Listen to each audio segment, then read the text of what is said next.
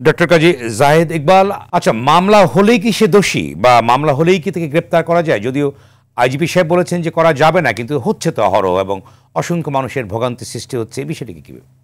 না, আইনের জায়গাটিতে ধরেন কোনো ধর্তব্য অপরাধের যদি অভিযোগ পাওয়া যায়, সেই অভিযোগে পুলিশ মামলা নিতে পুলিশকে হবে। এটা সিআরপিসি অনুসারে পুলিশকে ওই মামলার আপনার এন্ট্রি করতে হবে। এবং একই সঙ্গে পুলিশ যদি কোনো ধর্তব্য অপরাধের সঙ্গে সম্পৃক্ত লোকের নাম পান ওই মামলার, তাকে গ্রেপ্তার করতে পারবেন। এটা জেনারেল প্রসিডিওর।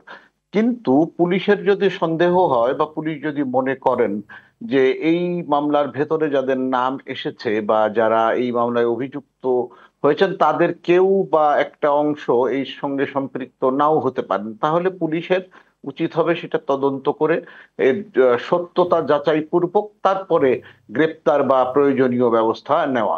এটি হচ্ছে আপনার সাধারণ রুলস যেটা বলে। কিন্তু আইনে যেভাবে আছে সেটা হলো ধর্তব্য অপরাধ তাদেরকে পেলেই মামলা নিতে হবে এবং ধর্তব্য অপরাধের অভিযুক্ত যারা আছেন তাদেরকে গ্রেপ্তার করার অধিকার পুলিশের থাকবে।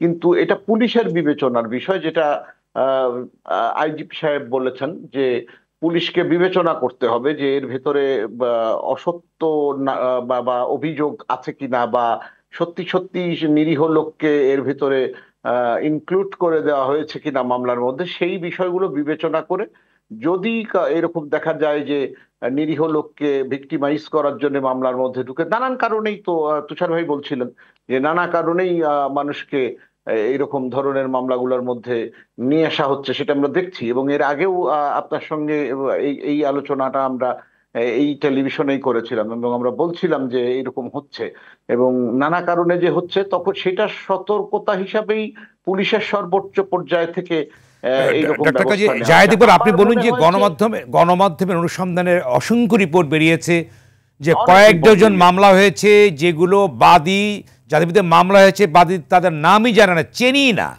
অর্থাৎ হ্যাঁ, সেটার আসামির কারণ নামই হলো জানে না। এই তাহলে এখানে কি করা হবে?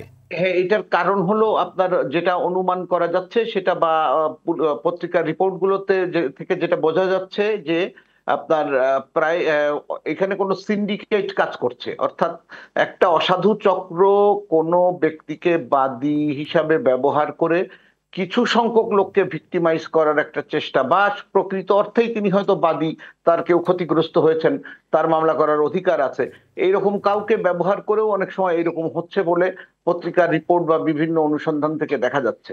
এখন এইখান থেকে বেরিয়ে আসার জন্য সরকার ইনস্ট্রাকশন দিয়েছেন, পুলিশের সর্বোচ্চ পর্যায় থেকে বলা হয়েছে, কিন্তু বাস্তবতা হচ্ছে যে প্রক্রিয়াটি এইরকম ভাবেই চলছে, এটা দেখা যাচ্ছে।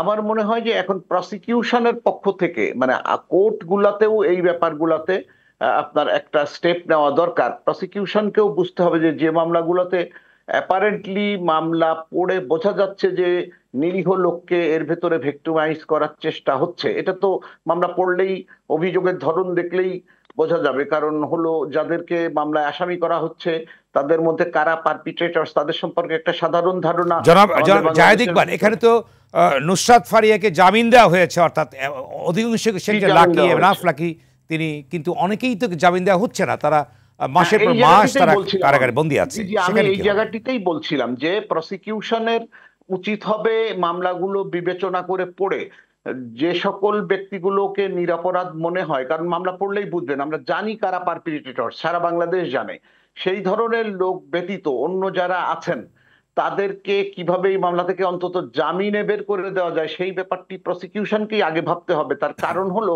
প্রসিকিউশনকেই তো প্রথম কোর্টকে বলতে হবে যে না, এর বিরুদ্ধে যে অভিযোগগুলো দেখা যাচ্ছে আমরা মনে করছি না যে এটা কোনো ফার্ম ফুটিংস এর উপরে দাঁড়িয়ে আছে, সুতরাং আমরা মনে করছি যে সে জামিনে থাকুক, তদন্ত কাজে হোক। জায়েদ ইকবাল, অর্থাৎ অসংখ্য রিপোর্ট তো বেরিয়েছে, প্রসিকিউশন তাহলে কেন ব্যবস্থা নিচ্ছে না? এরকম তো রিপোর্ট বেরোচ্ছে, মানুষ ভোগান্তির ভিতরে পড়ছে, এগুলো তো আসছে, গণমাধ্যম তো প্রতিনিয়ত প্রমাণ তুলে ধরছে, সেক্ষেত্রে জি, কেন প্রমাণ নিচ্ছে না তুলে তার ধরছে। ব্যবস্থা? আমি সেই কথাটি বলতে সংকটটি চাচ্ছি যে কোথায়? এখন কেন যে প্রসিকিউশনের পক্ষ থেকে বা সরকারের পক্ষ থেকে এত কথা বলা, পুলিশের পক্ষ থেকে এত কথা বলার পরেও প্রসিকিউশন কেন একটু রিল্যাক্টেন্ট থাকছেন, সেটা একটা বিবেচনার বিষয়। এখন ওনারা জানেন যে কেন ওনারা আরেকটু বোল্ড আচরণ করছেন না।